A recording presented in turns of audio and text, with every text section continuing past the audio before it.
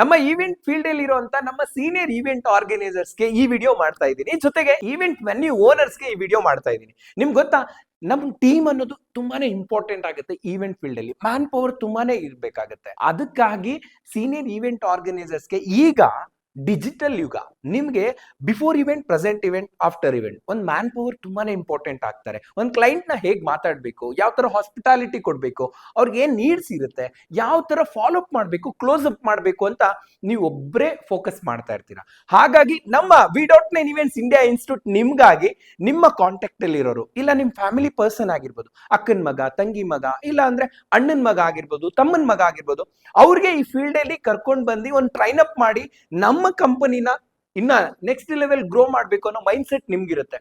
Train up ಮಾಡಕ್ಕೆ ನಿಮ್ time ಇರಲ್ಲ, ಯಾಕೆಂದ್ರೆ ಅಷ್ಟು ವರ್ಕ್ಸ್ ಗಳಿರುತ್ತೆ, ಆರ್ಡರ್ಸ್ ಗಳಿರುತ್ತೆ. ನಾವಿದೀವಿ ವಿ.9 ಇವೆಂಟ್ಸ್ ಟ್ರೈನ್ ಅಪ್ ಮಾಡಿ ನಿಮ್ ಕಂಪನಿನ ಗ್ರೋ ಮಾಡೋದಕ್ಕೆ.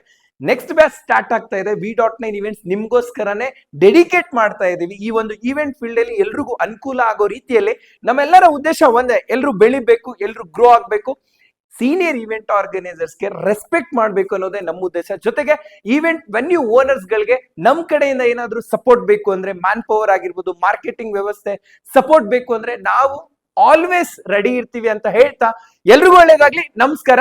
Grow together.